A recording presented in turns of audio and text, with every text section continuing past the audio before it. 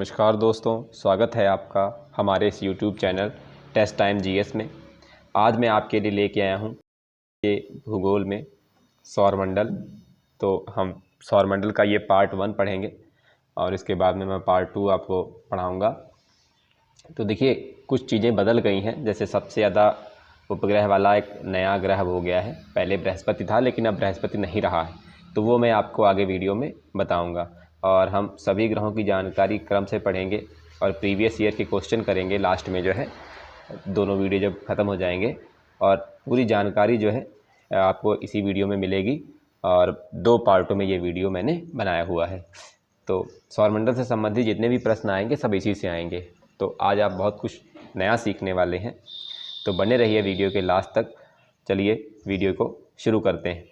तो सबसे पहले हम ये जान लेते हैं कि सौरमंडल कहते किसे हैं। तो देखिए, सूर्य और सूर्य के पूरा परिवार, सूर्य और ये सूर्य का पूरा परिवार, इसको मिला करके हम बोलते हैं सौरमंडल।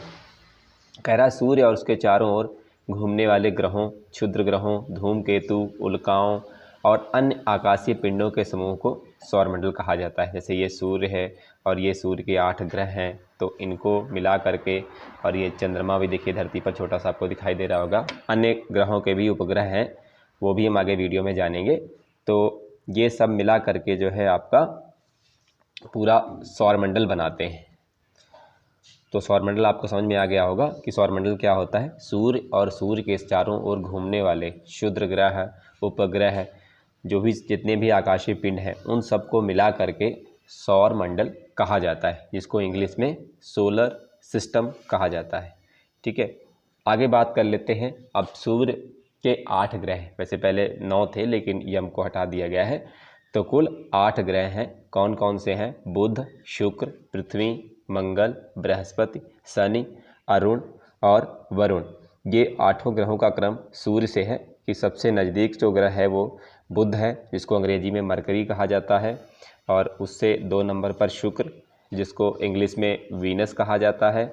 नंबर 3 पर है पृथ्वी, अर्थ कहा जाता है। नंबर 4 पर मंगल, जिसको मार्स कहा जाता है। नंबर 5 बृहस्पति, जिसको हम लोग इंग्लिश में जुपिटर बोलते हैं। और नंबर 6 शनि, जिसको स्टर्न कहा जाता है।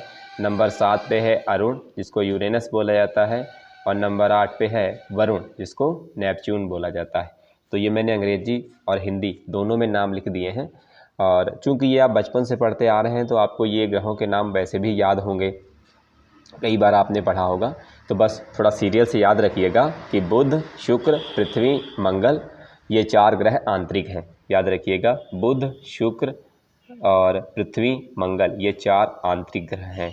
और आपके जो 4 बाह्य ग्रह हैं वो कौन से हैं? बृहस्पति, शनि, अरुण, वरुण, ये 4 ग्रह बाह्य हैं और ये 4 ग्रह आंतरिक हैं। ठीक, अब बात आती है कि ग्रह किसे कहा जाता है।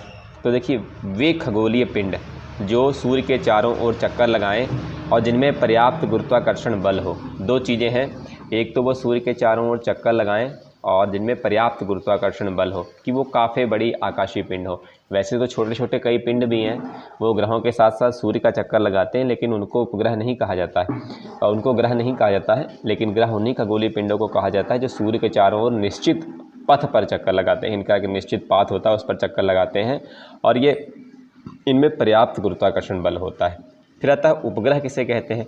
तो जो पिंड ग्रहों के चारों ओर चक्कर लगाता है उसको हम उपग्रह बोलते हैं। जैसे हमारी पृथ्वी, ये सूर्य के चारों ओर चक्कर लगाती है, तो इसको हम ग्रह कहते हैं। और चंद्रमा पृथ्वी के चारों ओर चक्कर लगाता है, तो चंद्रमा जो है पृथ्वी का क्या है? वो एकमात्र उपग्रह है। अब अगर हम बात करें कि इनकी आकार में, तो देखिए, जो बाह्य ग्रह 4 हैं, कौन कौन से हैं? बृहस्पति, शनि, अरुण, वरुण। तो इनमें सबसे बड़ा ग्रह जो है वो है बृहस्पति। बृहस्पति आपका सबसे बड़ा ग्रह है, उससे छोटा शनि है, उससे छोटा अरुण, उससे छोटा वरुण है। तो बाह्य ग्रहों में सबसे बड़ा ग्रह बृहस्पति है और पूरे 8 ग्रहों में भी सबसे बड़ा ग्रह जो है वो कौन सा है? वो आपका बृहस्पति है। और फिर आंतरिक ग्रहों की बात करें तो आंतरिक ग्रहों में पृथ्वी सबसे बड़ी है, फिर उससे छोटा शुक्र है, पृथ्वी, शुक्र, मंगल और फिर बुध। ठीक है, ये आकार के क्रम में है। अभी हम आगे भी पढ़ेंगे इनको जो है, तो आपको समझ में आ गया होगा कि आंतरिक ग्रह किसे कहा जाता है, 4 ग्रहों को आंतरिक ग्रह कहा जाता है और बाह्य 4 ग्रहों को बाह्य कहा जाता है। और इनके बीच में यहाँ पर इस हिस्से पर मंगल और बृहस्पति के ग्रह के बीच में शुद्ध ग्रह पाए जाते हैं। मंगल और बृहस्पति दोनों ग्रहों के बीच में शुद्ध ग्रह पाए जाते हैं। आगे बात कर लेते हैं। तो देखिए कह रहा है शुक्र तथा अरुण विपरीत दिशा में पूर्व से पश्चिम की ओर सूर्य की परिक्रमा करते हैं। तो 2 ग्रह हैं, इधर से 2 नंबर वाला, याद रखिएगा, इधर से 2 नंबर वाला ये और इधर से 2 नंबर वाला ये 2 ग्रह उल्टा चक्कर लगाते हैं। ये पूर्व से पश्चिम की ओर लगाते हैं और बाकी जितने भी ग्रह हैं वो पश्चिम से पूर्व की ओर चक्कर लगाते हैं। तो ये ग्रह जब पूर्व से पश्चिम की ओर चक्कर लगाते हैं तो यहाँ जो सूर्य निकलता है वो पश्चिम दिशा में निकलता है। जैसे हमारी धरती पर सूर्य पूर्व दिशा में निकलता है तो शुक्र और वरुण यहाँ पर जो दिन होता है, जो सूर्य निकलता है वो पश्चिम दिशा से निकलता है और जो अस्त होता है वो पूर्व दिशा में अस्त होता है। फिर सूर्य से दूरी के क्रम में हमने अभी पढ़ा कि बुध, शुक्र, पृथ्वी, मंगल, बृहस्पति, शनि, अरुण, वरुण, ये 8 ग्रह सूर्य से दूरी के क्रम में है। और अगर हम आकार की बात करें, है ना, कि आकार में सबसे बड़ा कौन है, फिर उससे छोटा घटते क्रम में, तो सबसे बड़ा बृहस्पति है आपका, फिर शनि, फिर अरुण, फिर वरुण, ये 4 अंतः ग्रह हो गए। उसके बाद में बाह्य ग्रह की अगर बात करें तो नंबर 1 पर है पृथ्वी, फिर शुक्र, फिर मंगल, फिर बुध, ये 4 बाह्य ग्रह में सबसे बड़ा ग्रह पृथ्वी है और बाह्य ग्रह में सबसे बड़ा ग्रह बृहस्पति है और अंतः ग्रह में जो सबसे बड़ा ग्रह है वो है पृथ्वी है। और कुल मिलाकर अगर हम 8 ग्रहों की बात करें तो इसमें सबसे बड़ा ग्रह बृहस्पति है और सबसे छोटा ग्रह बुध है। और सीरियल से मैंने यहाँ पर आपको लिख दिया है, ये आप पढ़ सकते हैं कि सबसे बड़ा बृहस्पति, ये 4 तो आप सीरियल से पढ़ेंगे, जो बाह्य 4 ग्रह है ये आपको सीरियल से याद रखने हैं कि पहला बृहस्पति, दूसरा शनि, तीसरा अरुण और चौथा वरुण है। और जो अंतः वाले हैं उनमें याद रखिएगा कि पहले पृथ्वी है, फिर शुक्र है, फिर मंगल है और फिर बुध है। इस चीज़ का क्रम आप याद रखना। फिर देखिए 2 शब्द यहाँ पर आ रहे हैं, एक तो ये परिक्रमा मैंने शब्द और एक होता है परिभ्रमण।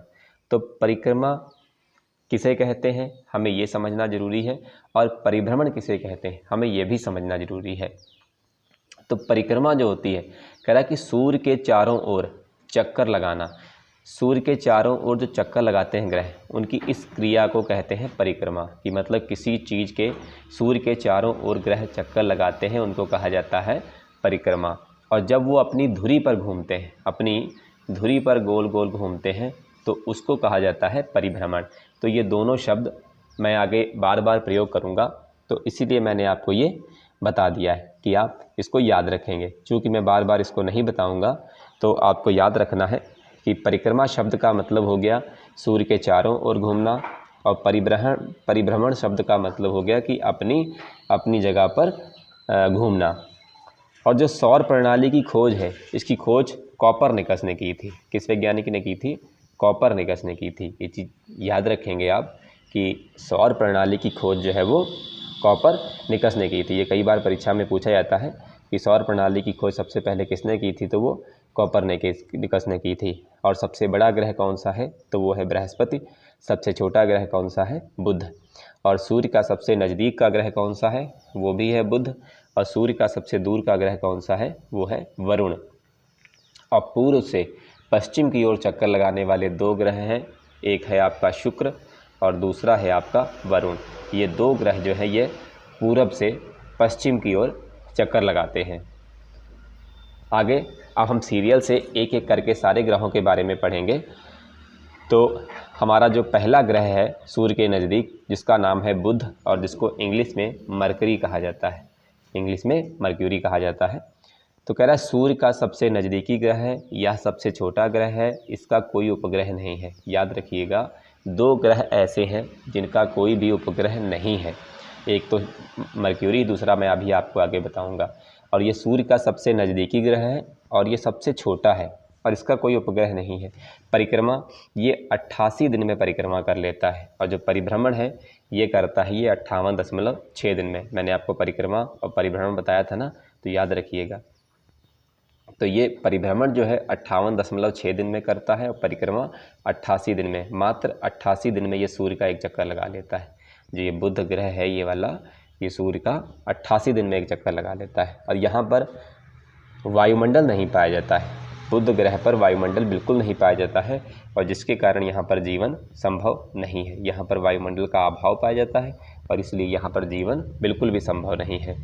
और यहाँ के अगर हम तापमान की बात करें तो यहाँ रात का तापमान जो होता है वो -173 डिग्री सेल्सियस, और जो दिन का तापमान होता है वो 427 डिग्री सेल्सियस होता है, और यहाँ का कुल तापांतर 600 डिग्री सेल्सियस है। मतलब रातें बहुत ज़्यादा ठंडी होंगी, आप अंदाज़ा लगा सकते हैं कि 0 डिग्री सेल्सियस पर बर्फ़ जम जाती है, और यहाँ पर 0 से 173 डिग्री सेल्सियस नीचे है, -173 डिग्री सेल्सियस है। और दिन का तापमान 100 डिग्री पर पानी उबल जाता है, और इस ग्रह पर 427 डिग्री, मतलब जितने पे पानी उबलता है उसका 4 गुने से भी ज़्यादा है। तो नीचे लिखा है देखिए तापांतर, ताप का अंतर, तापांतर कितना है 600 डिग्री। तो देखिए वो कैसे निकालेंगे मैं आपको बताता हूँ कि जब हमें किसी चीज़ का अंतर निकालना होता है तो हम बड़ी संख्या से छोटी संख्या घटा देते हैं। तो बड़ी संख्या है हमारी 427 और छोटी संख्या है -173, है ना, -173। तो जब हम घटाएंगे तो हम माइनस का चिन्ह लगाएंगे, और माइनस माइनस क्या हो जाएगा, प्लस हो जाएगा, 173, है ना, 173। अब इसको जब हम जोड़ेंगे तो 7 3 10, 7 2 9 1 10 और 4 1 5 1 6, ये आ जाएगा 600, जो कि तापांतर कितना हो जाएगा, 600 हो जाएगा। इस चीज़ को आप समझ गए होंगे कि रात का और दिन के ताप का अंतर यहाँ पर 600 डिग्री सेल्सियस का ताप का अंतर है, और ये 88 दिन में परिक्रमा कर लेता है, और जो अपनी धुरी पर घूमता है वो 58.6 दिन में घूमता है, और ये सबसे छोटा ग्रह है और सूर्य का सबसे नज़दीकी ग्रह है। आगे बात कर लेते हैं नंबर 2 की। नंबर 2 पे आता है शुक्र, जिसको इंग्लिश में वीनस बोला जाता है। अगर इसके हम परिक्रमण की बात करें तो ये 224.7 दिन में करता है, और परिभ्रमण 243 दिन में करता है, और इस ग्रह का भी कोई उपग्रह नहीं है। 2 ग्रह ऐसे हैं, एक है आपका बुध और दूसरा है शुक्र। इन दोनों ग्रहों के कोई भी उपग्रह नहीं है, और यह पृथ्वी का सबसे निकटतम ग्रह है। ये चीज़ याद रखिएगा, बुध जो है शुक्र जो है ये पृथ्वी का सबसे निकटतम ग्रह है। मतलब पृथ्वी 2 ग्रहों के बीच में है, एक तरफ मंगल है और एक तरफ शुक्र है, लेकिन इसका अगर नज़दीकी ग्रह पूछा जाए तो शुक्र होगा। जब ये पूछता है कि पृथ्वी का सबसे नज़दीकी ग्रह कौन सा है, तो ये शुक्र और मंगल दोनों ऑप्शन 100% देता ही देता है पेपर में, लेकिन आपको याद रखना है कि शुक्र जो है वो पृथ्वी के ज़्यादा नज़दीक है और मंगल दूर है। और ये सबसे चमकीला ग्रह भी है, जितने भी हमारे ग्रह हैं उनमें सबसे ज़्यादा ये ग्रह ज़्यादा चमकीला है, और ये सबसे गर्म ग्रह है। ठीक है, ये एक एक पॉइंट आपको याद रखना है, ये एक एक पॉइंट आपका बहुत ज़्यादा मोस्ट इम्पॉर्टेंट है। तो कोई भी टॉपिक आपको इसमें से कोई भी इम्पॉर्टेंट पॉइंट छोड़ना नहीं है। तो ये सबसे निकट ग्रह है पृथ्वी का, ये सबसे चमकीला है, और ये सबसे गर्म भी है, ये भी आप याद रखना। और इसे सांझ या भोर का तारा भी कहते हैं। ये चीज़ एग्ज़ाम में बहुत बार पूछी गई है कि सांझ का तारा किसे कहते हैं, भोर का तारा किसे कहते हैं, सबसे चमकीला ग्रह, सबसे गर्म ग्रह। तो ये सब चीज़ें शुक्र से रिलेटेड करती हैं। और एक ख़ास बात है कि शुक्र ग्रह ये पूर्व से पश्चिम की ओर परिक्रमा करता है। मैंने आपको बताया था ना कि 2 ग्रह जो है वो पूर्व से पश्चिम की ओर परिक्रमा करते हैं। तो यहाँ पर जो सूर्य निकलता है वो पश्चिम दिशा में सूर्य निकलता है और पूर्व दिशा में सूर्य अस्त होता है, और इसको पृथ्वी की बहन भागिनी ग्रह या जुड़वा भी कहते हैं। ठीक, ये भी चीज़ आप याद रखेंगे। क्यों कहते हैं? क्योंकि इसका जो आकार है, इसका घनत्व है, इसका व्यास है, वो लगभग पृथ्वी के समान है। इसलिए ये भी पूछा जाता है कि पृथ्वी का जुड़वा ग्रह किसे कहते हैं, पृथ्वी की बहन किसे कहते हैं, पृथ्वी का भगिनी ग्रह किसे कहते हैं। तो ये सारे आंसर क्या होंगे? शुक्र ही इसका सही आंसर होगा। आगे बात कर लेते हैं। इस ग्रह के वातावरण में सल्फ्यूरिक एसिड अधिक मात्रा में पाया जाता है। सल्फ्यूरिक एसिड वो आपने विज्ञान में पढ़ा होगा, नहीं तो मैं जब विज्ञान पढ़ाऊंगा तो आपको बताऊंगा। H2SO4, है ना। एसिड का मतलब होता है अम्ल, एसिड शब्द का मतलब होता है अम्ल, तो इस पे सल्फ्यूरिक अम्ल की मात्रा अधिक पाई जाती है। और ये आकार, घनत्व और व्यास में धरती के बराबर है, इसलिए इसको धरती जैसा ही कहा जाता है। चाहे इसको धरती की बहन कह लीजिए, भगिनी कह लीजिए या जुड़वा कह लीजिए। और ये अन्य 6 ग्रहों की अपेक्षा उल्टी दिशा में चक्कर लगाता है। ये पूर्व से पश्चिम की दिशा में चक्कर लगाता है और इसे सांझ या भोर का तारा कहते हैं। और ये सबसे गर्म ग्रह है। देखिए, जब पूछता है सबसे गर्म ग्रह तो वहाँ पर हमें ऑप्शन दे देगा बुध, शुक्र, पृथ्वी, मंगल, तो तड़ाक से तुरंत आंसर कौन सा लगा देंगे? बुध। ये बुध सूर्य के नज़दीक है, सबसे ज़्यादा गर्म होगा। लेकिन ऐसा नहीं है, सबसे जो गर्म ग्रह है वो शुक्र है। शुक्र भले ही 2 नंबर पर आता है, लेकिन ये सबसे गर्म ग्रह है और ये सबसे ज़्यादा चमकीला भी है। ये भी चीज़ आप याद रखेंगे, ये ग्रह सबसे ज़्यादा चमकीला है और ये पृथ्वी का निकटतम ग्रह है। आगे बात कर लेते हैं अर्थ की। मोस्ट इम्पॉर्टेंट टॉपिक ये भी है, यहाँ से भी क्वेश्चन आता है कि पृथ्वी को इंग्लिश में अर्थ बोला जाता है और ये आकार में 5वें नंबर पर है। आकार में 5वें नंबर पर है। हमने 4 बाह्य ग्रह पढ़े थे कि वो 4 बाह्य ग्रह जो है वो सबसे बड़े थे और फिर जब हम अंतःग्रह की बात करते हैं तो अंतःग्रह में सबसे पहला पृथ्वी आता है। तो पृथ्वी हमारा जो है वो 5वें नंबर पर स्थित है। जल की उपस्थिति के कारण यह अंतरिक्ष से नीला दिखाई देता है। ये चीज़ आप याद रखना। ये क्वेश्चन पूछा जाता है कि नीला ग्रह किसे कहते हैं, तो नीला ग्रह पृथ्वी को कहते हैं, क्योंकि जल की उपस्थिति के कारण यह नीला दिखाई देता है। और यह एकमात्र अब तक का पाया जाने वाला सौर मंडल में ऐसा ग्रह है जिस पर जीवन है, अब तक का। ठीक है, भविष्य में कभी हो सकता है कि एक नए ग्रह की खोज है जिस पर जीवन संभव हो, लेकिन अब तक की जानकारी के मुताबिक धरती एकमात्र ऐसा ग्रह है जिस पर जीवन है। और ये अपने अक्ष पर 23.5 डिग्री 23.5 लिखा है ना, इसको 23 सही 1/2 डिग्री भी लिखा जाता है। याद रखिएगा, 23 सही 1/2 डिग्री भी झुकी हुई है और जिससे ऋतु परिवर्तन होता है। इससे क्या होता है? ऋतु परिवर्तन होता है। जाड़ा, गर्मी, बरसात, ये 23.5 डिग्री धरती झुकी हुई है और जिसके कारण यहाँ पर ऋतु परिवर्तन होता है। अगला, इसमें विषुवत व्यास जो है वो 12,756 किलोमीटर है और जो ध्रुवीय व्यास है वो 12,714 किलोमीटर है। तो देखिए, विषुवत व्यास कौन सा है, ध्रुवीय व्यास कौन सा है, वो भी समझ लीजिए कि जो ये आप देख रहे हैं ना ऐसे करके, इस तरीके से, ये है आपका विषुवत व्यास। ये कौन सा है? ये विषुवत व्यास है जिसकी लंबाई 12,756 किलोमीटर है और ये ऊपर एक ध्रुव है ना, और एक ध्रुव कहाँ है? नीचे है। तो ये जो ध्रुवीय व्यास है ऐसे करके ऊपर से नीचे की ओर, ये है आपका 12,714 किलोमीटर। तो दोनों के अगर हम बात की करें तो 56 में से अगर हम 14 घटा दें तो 6 में से 4 गया 2 और 5 में से 4 गया 1, 42 किलोमीटर का अंतर है। ये क्वेश्चन भी आपसे पूछा जा सकता है कि विषुवत व्यास और ध्रुवीय व्यास दोनों व्यासों में कितना अंतर है, तो दोनों में लगभग 42 किलोमीटर का अंतर है। आगे बात कर लेते हैं कि धरती जो परिभ्रमण करती है, जो अपनी धुरी पर एक चक्कर लगाती है, वो 23 घंटे 56 मिनट और 4 सेकंड में लगाती है।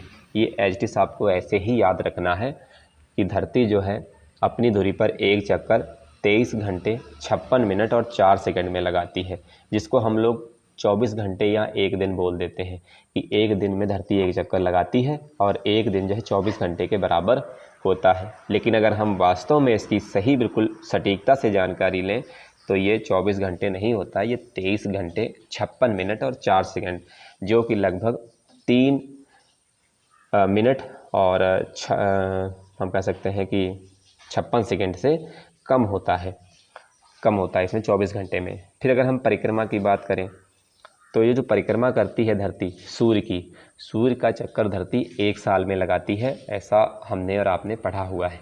ठीक है, और अगर इसकी भी हम बिल्कुल सटीकता से बारीकी से देखें तो ये 365 दिन 5 घंटे 48 मिनट और 46 सेकंड, 365 दिन 5 घंटे 48 मिनट और 46 सेकंड में ये सूर्य का एक चक्कर लगाती है।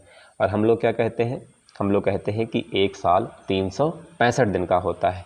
तो जब साल 365 दिन का हमने मान लिया तो ये जो 5 घंटे और 48 मिनट और 56 सेकंड बचे हैं, ये 5 घंटे 48 को आप 6 घंटे मान सकते हैं। कितना मान सकते हैं? 6 घंटे इसको कह सकते हैं। और अगर हम 6 की 4 से गुणा कराएं तो 6 चौक 24, मतलब ये 4 साल में 24 घंटे बन जाएगा। और 24 घंटे का मतलब ये एक दिन बन जाएगा। और यही एक दिन हर चौथे साल फरवरी में जोड़ करके फरवरी को हम 29 दिन का दर्शाते हैं, ताकि हमारा जो साल का बैलेंस है वो बना रहे। तो यही जो एक दिन, ये 6 घंटे बचते हैं, ये 4 सालों में एक दिन का रूप ले लेते हैं और यही फरवरी में जोड़ दिया जाता है। और ये हर 4 साल बाद आता है। जैसे सन 24 में आएगा, फिर 28 में आएगा, फिर 32 में आएगा, इससे पहले 20 में, 16 में, 12 में आया था। फिर 1610 किलोमीटर प्रति घंटे की चाल से पश्चिम से पूर्व की ओर घूमते हैं। ठीक है, ये जो पृथ्वी है इसकी जो चाल है 1610 किलोमीटर प्रति घंटे की चाल से ये पश्चिम से पूर्व की ओर घूमती है। याद रखिएगा, पृथ्वी जो घूमती है ये पश्चिम से पूर्व की ओर घूमती है। इस चीज़ को आप याद रखना। पृथ्वी को सूर्य की परिक्रमा करने में लगे समय को सौर वर्ष कहते हैं। ये चीज़ भी याद रखिएगा कि जो पृथ्वी सूर्य की परिक्रमा करती है उसको हम लोग सौर वर्ष भी बोलते हैं। ये चीज़ भी आप याद रखना। फिर पृथ्वी का एकमात्र उपग्रह है जिसको कहा जाता है चंद्रमा। पृथ्वी का एकमात्र उपग्रह है, उसका क्या नाम है? उसका नाम है चंद्रमा। कई बार क्वेश्चन घुमा के पूछ लेता है कि पृथ्वी के प्राकृतिक उपग्रह कितने हैं, तो पृथ्वी का प्राकृतिक उपग्रह एक ही है, चंद्रमा। कृत्रिम उपग्रह वो जो वैज्ञानिकों द्वारा छोड़े जाते हैं वो सारे कृत्रिम उपग्रह होते हैं, जो ऊपर जा करके आसमान में और स्थित होते हैं। वो भी मैं किसी दिन आपको पढ़ाऊँगा। तो वहाँ पर स्थित होते हैं, वर्क करते हैं, तो वो कृत्रिम उपग्रह होते हैं। लेकिन अगर हम प्राकृतिक उपग्रह की बात करें तो धरती का सिर्फ एक ही प्राकृतिक उपग्रह है जिसको हम बोलते हैं चंद्रमा। तो उम्मीद करता हूँ आपको ये स्लाइड अच्छे से समझ में आ गई होगी। आगे बात कर लेते हैं। देखिए, जो ग्रह हैं ये कुछ इस तरीके से घूमते हैं, जैसा कि आप यहाँ इसमें फिगर में देख पा रहे हैं ना, कि ये कभी सूर्य के नज़दीक और कभी सूर्य के दूर होते हैं। कि अगर हम ऐसे करके बनाएं तो सूर्य इनकी एक नाभि में स्थित है। सूर्य कहाँ स्थित है? सूर्य एक इनकी नाभि में स्थित है। कभी ग्रह दूर चला जाता है और कभी ग्रह नज़दीक आ जाता है। धरती ही नहीं, जितने भी ग्रह हैं वो सारे सूर्य के नज़दीक और सूर्य से दूर होते रहते हैं। इनका पाथ निश्चित है, लेकिन ये समय समय पर नज़दीक और दूर होते रहते हैं। तो देखिए, इसको सबसे पहले समझ लीजिए कि 4 जुलाई को अपसौर होता है। 4 जुलाई को क्या होता है? अपसौर होता है। 4 जुलाई मतलब गर्मी का मौसम होता है, तो उस समय जो सूर्य है, ठीक है, वो धरती से दूर होता है। उस समय सूर्य कहाँ होता है? धरती से दूर होता है। और उस समय की दूरी जो होती है वो 15.21 करोड़ होती है। बिल्कुल ये चीज़ ध्यान रखिएगा कि गर्मियों में सूर्य से धरती दूर होती है और ठंडकों में धरती सूर्य के नज़दीक होती है। तो जो 4 जुलाई को घटना होती है उसको कहा जाता है अपसौर, क्योंकि धरती उस समय सूर्य से अधिक दूर है। तो अधिक दूर है, तो अधिक से आ और आ से अपसौर, इस चीज़ को आप याद रखना। अधिक से अपसौर दोनों में ही छुटा आ रहा है, तो इस चीज़ को आप याद रखना। और ये घटना कब होती है? ये 4 जुलाई को होती है। और तब दूरी कितनी होती है? तब दूरी होती है 15.21 करोड़ किलोमीटर। और 3 जनवरी को सूर्य धरती के बिल्कुल निकट होता है, या यूँ कह सकते हैं कि धरती सूर्य के निकट होती है। ये वाली कंडीशन यहाँ वाली, ठीक, ये वाली। तो 3 जनवरी को धरती सूर्य के नज़दीक होती है और इस घटना को उपसौर बोलते हैं। क्या बोलते हैं? उपसौर। ठीक, मैंने इंग्लिश में भी लिखा है अफेलियन और पेरीहेलियन। तो 3 जनवरी को धरती सूर्य के नज़दीक होती है और इस समय दूरी कितनी होती है? 14.70 करोड़। और यहाँ पर जब दूर है तो 15.21 करोड़ है। ये चीज़ आप याद रखना। यहाँ पर 15.21 करोड़ है जब सबसे दूर है, और यहाँ पर 14.70 करोड़ किलोमीटर दूर है। जब पृथ्वी नज़दीक होगी तो उसको उपसौर कहेंगे, और जब धरती दूर होगी तो उसको अपसौर कहेंगे। 4 जुलाई को धरती सबसे अधिक दूर होती है और 3 जनवरी को धरती सबसे नज़दीक होती है। और अगर हम औसत दूरी की बात करें तो वो होती है आपकी 15 करोड़ किलोमीटर दूर। कितनी? 15 करोड़ किलोमीटर। ठीक, ये चीज़ आप याद रखना। औसत दूरी जो है वो 15 करोड़ किलोमीटर है और वैसे अलग अलग दूरियां मैंने आपको फिगर में दर्शा दी हैं। तो हमारा आज का ये वीडियो कैसा लगा कमेंट करके हमें ज़रूर बताएं, और वीडियो अच्छा लगा हो तो वीडियो को लाइक करें, और चैनल पर अगर नए आए हैं तो चैनल को सब्सक्राइब करें और अपने दोस्तों के साथ में शेयर करें। और इसका पार्ट 2 आपको प्लेलिस्ट में मिल जाएगा अगर आप बाद में देख रहे हैं। वैसे वीडियो पब्लिश होने के दूसरे दिन तीसरे दिन आपको पार्ट 2 मिल जाएगा। मिलते हैं अगले वीडियो में इसके पार्ट 2 के साथ, जिसमें हम प्रीवियस ईयर के MCQ क्वेश्चंस बहुत जो इम्पोर्टेंट हैं वो करवाएंगे।